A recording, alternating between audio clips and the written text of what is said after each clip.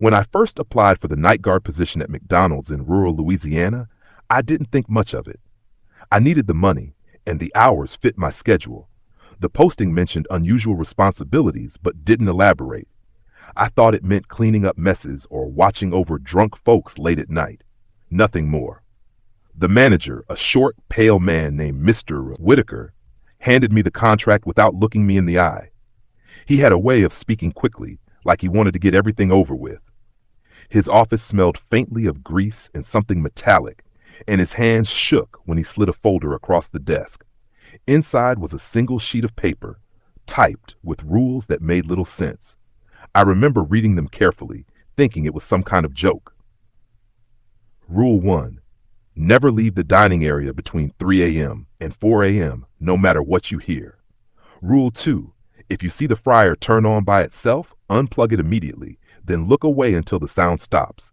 Rule 3. If someone knocks at the glass doors after closing, do not let them in. Do not speak to them. Do not acknowledge them. Rule 4. At 2:33 a.m. sharp, check the bathrooms. If you find the stalls locked, knock 3 times and leave immediately. Do not wait for a response. Rule 5. The clown statue in the corner must never be moved. If it moves on its own, do not approach it. Call the manager and wait outside until sunrise. There were more, about a dozen in total, all written in the same short clip style. Some sounded ridiculous. Others made me uneasy. I asked Mr. Whitaker what they meant, and he only shook his head. Follow them, he said. Don't question them. People who don't follow them don't last. I laughed nervously, trying to get a read on him, but his eyes darted to the clock behind me. It was almost midnight. Your shift starts now, he muttered, and left me in the empty dining area. The place felt too quiet. Most McDonald's are loud, with constant beeps and chatter, but at night it was like being in an abandoned church. The fluorescent lights hummed faintly. The smell of fries lingered in the air. The clown statue he mentioned stood in the corner by the children's play area, grinning eternally with its red lips and wide, painted eyes. I'd seen plenty of those statues in my life, but this one unsettled me. Its paint was chipped in places, and the corners of its mouth seemed stretched too far, as if the smile had been carved deeper than it should have. I did a slow walk around, checking doors and locks like any guard would. The fryers were silent, the counters wiped down, the soda machine dripping once in a while. The kitchen lights flickered once when I passed through, but I chalked it up to faulty wiring. The first couple of hours were dull. I sat at one of the booths with a lukewarm coffee, scrolling my phone, occasionally glancing around to make sure everything was in order. Midnight passed. 1 a.m. passed.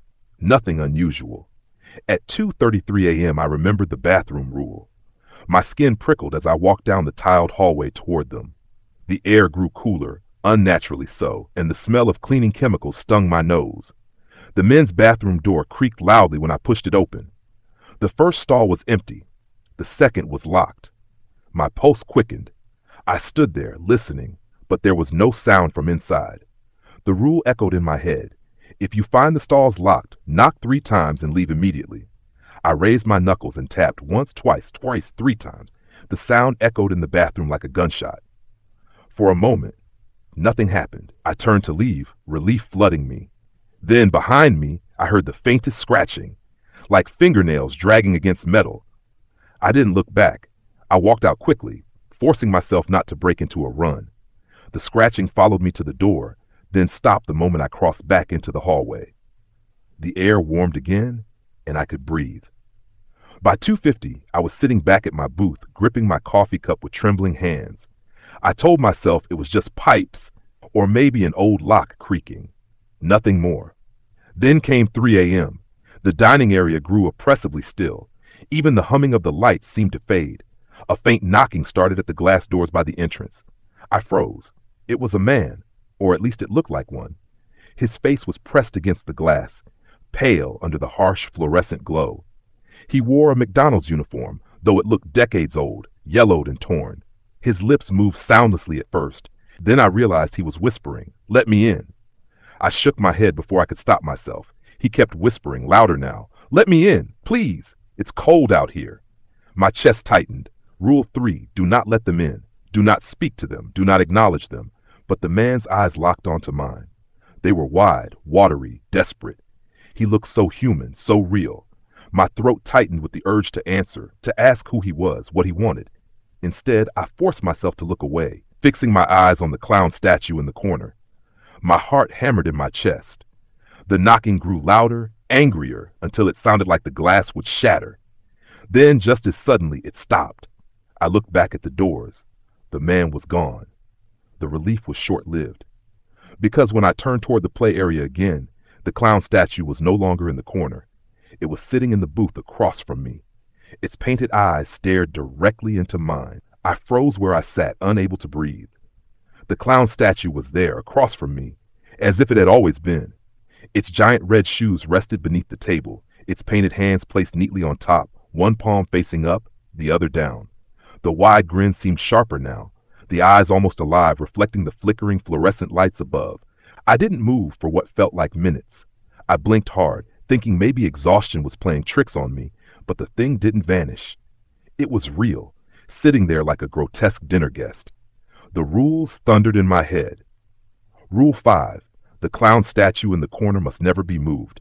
If it moves on its own, do not approach it. Call the manager and wait outside until sunrise. My phone was on the table. My hands shook as I grabbed it, nearly dropping it as I pulled up Mr. Whitaker's number. It rang twice before he picked up, his voice strained and groggy. It moved, I whispered, barely able to get the words out. On the other end, silence stretched, broken only by his shallow breathing. Then he spoke, sharp and urgent. Get out.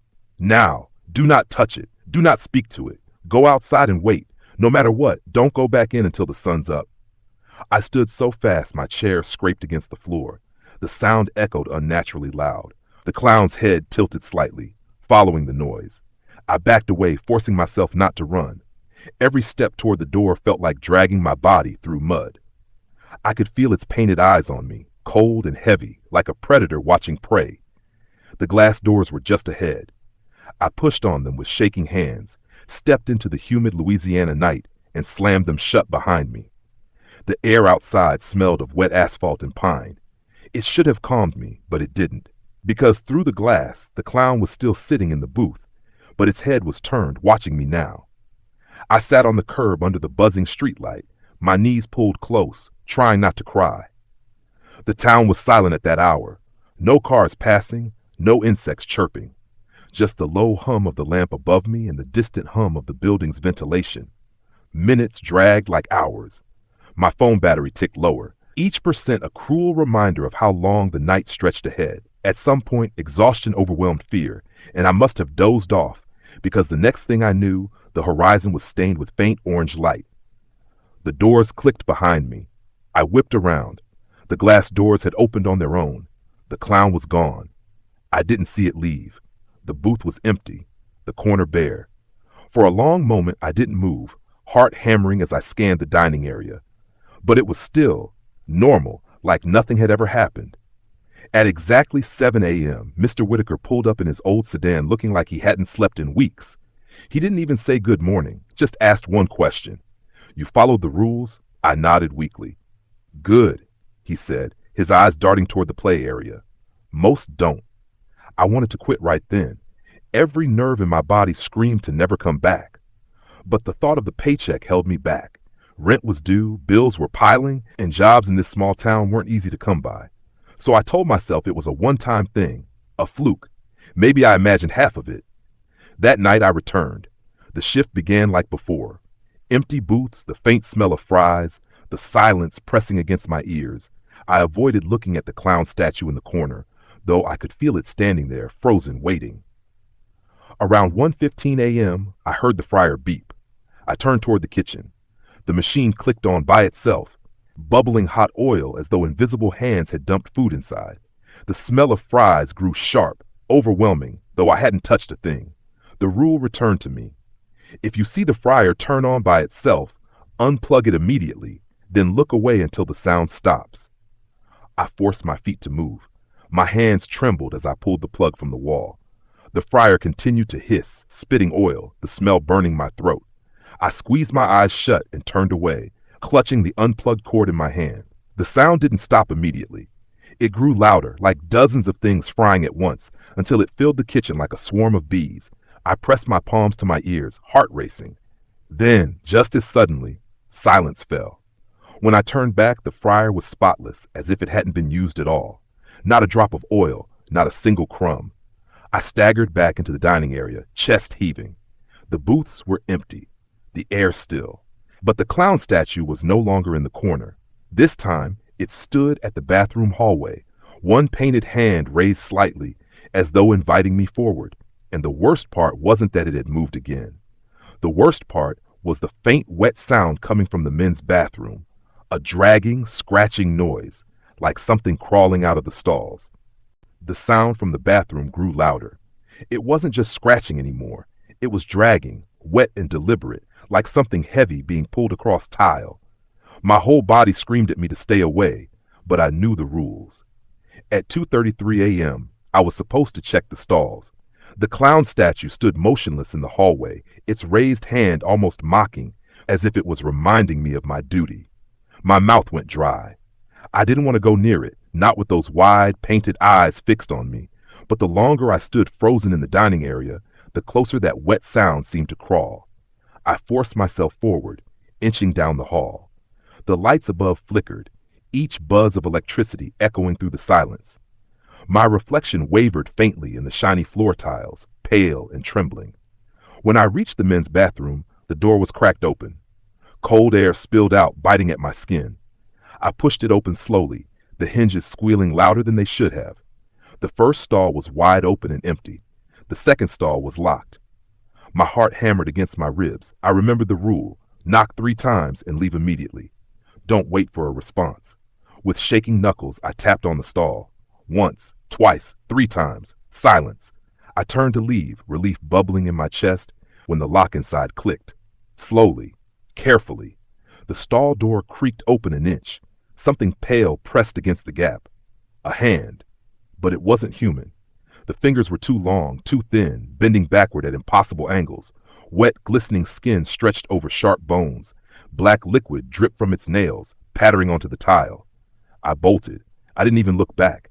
The cold followed me out of the bathroom, brushing against my back like icy breath, but I didn't stop until I was in the middle of the dining area again, gasping for air.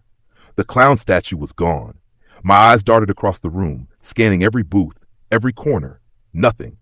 I turned toward the glass entrance, hoping it was over, but my stomach dropped. Outside, pressed against the glass, was the same pale figure from the bathroom stall. Its 2 long fingers scratched at the door, leaving faint black streaks on the glass. Its head tilted side to side, eyes like hollow sockets burning into me. And standing beside it, grinning with that eternal painted smile, was the clown. I stumbled backward, nearly tripping over a chair. They didn't move.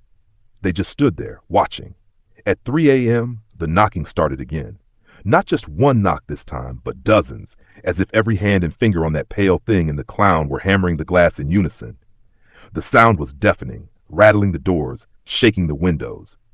I covered my ears, fighting the urge to scream. The rules: don't acknowledge, don't let them in. But the pounding grew faster, more violent. The glass shivered in its frame.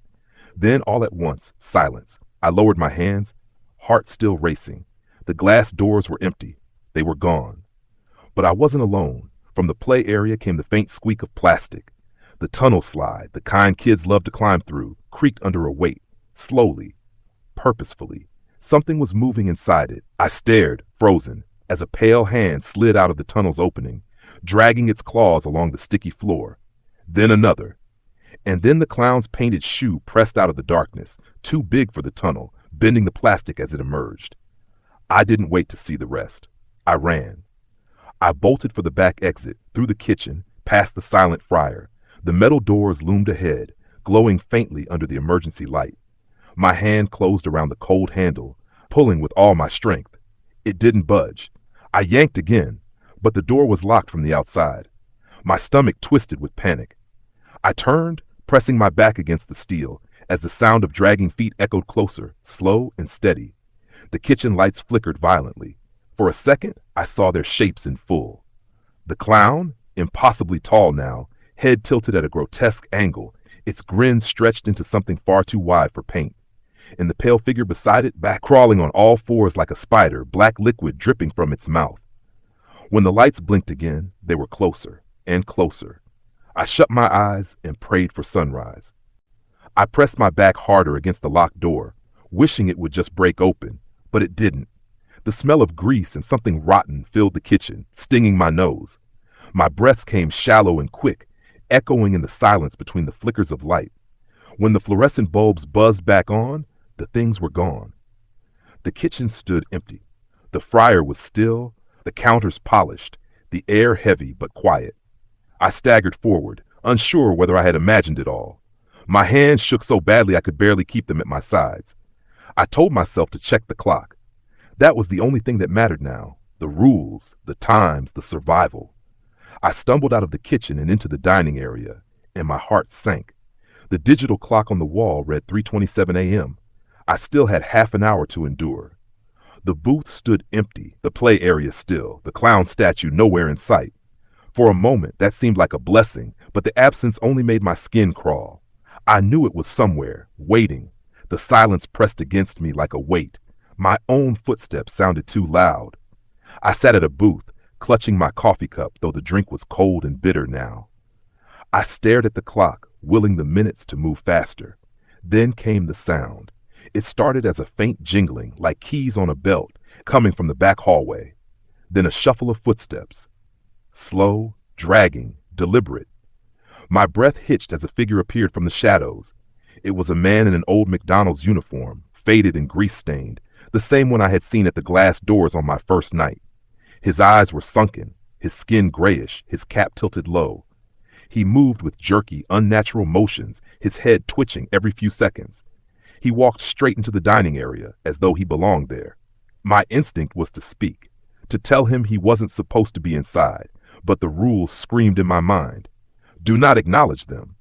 So I stayed silent, gripping the cup until my knuckles turned white. The man walked past me, dragging one leg slightly. He sat down at a booth near the play area, directly under the flickering light. He placed his hands neatly on the table, mirroring what the clown had done before. His head slowly turned until his dead eyes locked onto mine. I looked away. The air thickened, hard to breathe. The smell of burnt oil filled my nose again, stronger than before, mixed with something like rust. My stomach churned. Then the lights went out. Complete darkness swallowed the dining area. The only sound was my ragged breathing. I didn't dare move, didn't dare make a sound. In the pitch black, something shifted. A chair scraped slowly across the floor. Another followed. Then all at once, dozens of chairs screeched, as though the entire dining area was filling with people sitting down. My chest tightened. I couldn't see them, but I could hear them. Breaths, low and uneven, filling the air around me. A faint light flickered near the counter. The soda machine glowed faintly in the dark, and in that dim light I saw outlines, dozens of them, sitting at the booths, slumped, heads twisted, limbs bent wrong. Pale faces turned toward me, every single one watching. I wanted to scream, but my voice caught in my throat. The clown statue stood among them now, towering above the figures, its grin shining unnaturally in the faint glow. Its painted hand rose slowly, pointing directly at me. The lights snapped back on. The booths were empty. The man in the old uniform was gone. The chairs were all neatly in place, as though nothing had moved. The air felt lighter again, though my body was drenched in sweat. I glanced at the clock. 3:58 a.m. 2 minutes. Those were the longest 2 minutes of my life. Every second felt like an eternity, every flicker of the lights like a warning.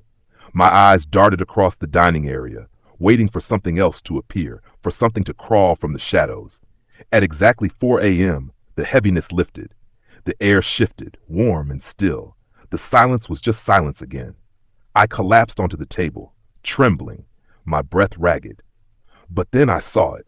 Carved into the wood of the booth where I sat were 3 words, scratched deep into the surface as if by claws. You're not safe. I stared at the words carved into the booth, my heart thundering in my chest. You're not safe. The scratches were deep, uneven, like something with claws had gouged them into the wood.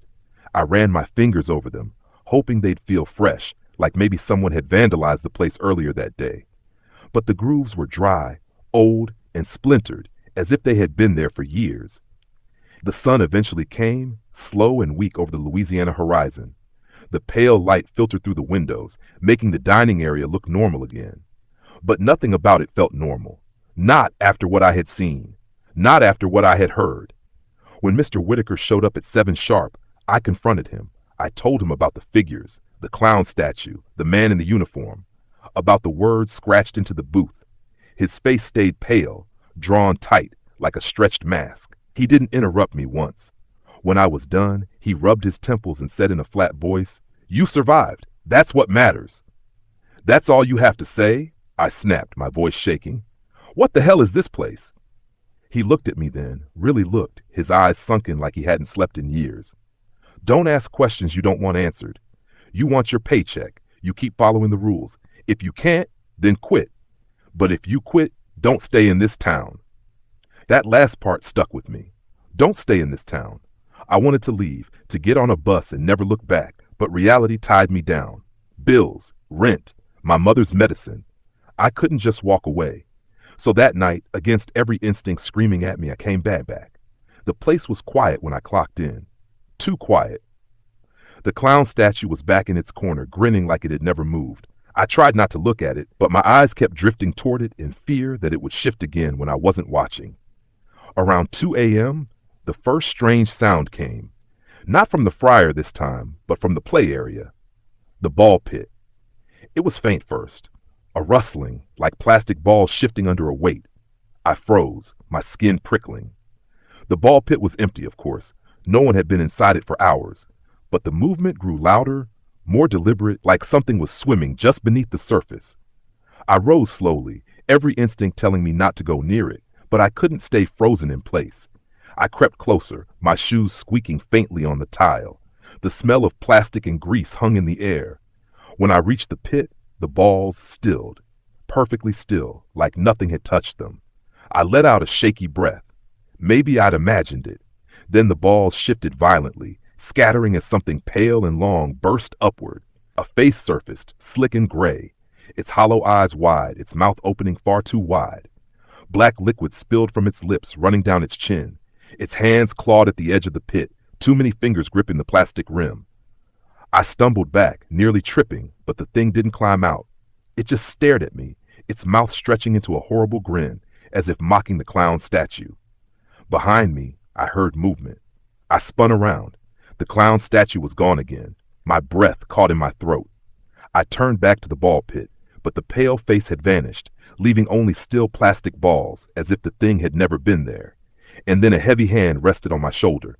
I froze, every muscle locking tight.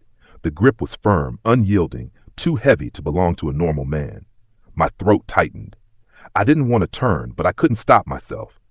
Slowly, inch by inch, I looked over my shoulder. The clown loomed above me, close enough that I could see the cracks in its paint, the faint red smears around its lips that looked far too much like blood. Its glassy eyes reflected my terrified face. It leaned closer. Its mouth didn't move, but I heard its voice, deep and hollow, reverberating inside my skull. "You're staying here forever." I tore free of its grip, stumbling back across the dining area. Chairs toppled, tables shook, but I didn't stop until I was in the kitchen. I slammed the door shut behind me, my chest heaving, tears blurring my vision. But I wasn't safe. Because standing in the center of the kitchen, dripping black liquid onto the tiles, was the figure from the stall. Its head snapped toward me, bones cracking with the motion. It began crawling on all fours, impossibly fast, its claws scraping deep grooves into the linoleum as it came. I reached for the back door again, praying it would open this time. The handle turned. The door swung wide. I staggered into the humid night, gulping the air like it was water. The parking lot stretched empty under the flickering streetlight. For a moment, I thought I had escaped, but then I saw them. Dozens of figures, all wearing old McDonald's uniforms, standing at the edge of the lot in the shadows. Their eyes glowed faintly, every one of them turned toward me. And among them, towering above the rest, was the clown. It raised its painted hand again. This time, it pointed not at me, but at the sky. I followed its gesture and froze. The moon hung high above the restaurant, but something was wrong. It was stained black, a dripping, spreading darkness crawling across its surface, swallowing the light, and as the world grew darker, the figures began to move toward me. They moved slowly at first, shambling shapes in the half-dark, But with every step I took backward, they grew faster. Their feet dragged across the asphalt, uniforms stained, faces pale and sagging like wax melting under a flame. The sound of their collective breathing filled the air, a horrible chorus of rattling lungs. The clown was at the center of them all, towering, impossible, its head tilted too far to the side as if its neck had snapped. Its painted grin glistened in the streetlight, stretched wider now, splitting at the corners as though the paint had fused with flesh. Its hand still pointed upward at the moon. I looked again, and my stomach twisted. The black stain was spreading, dripping down the sky like ink bleeding through paper. The night itself seemed to rot above me. The first of the figures reached me, a woman in a faded McDonald's visor, her jaw hanging loose, eyes clouded white. Her hand reached for my chest. I shoved her away, but her grip was cold and strong, like metal.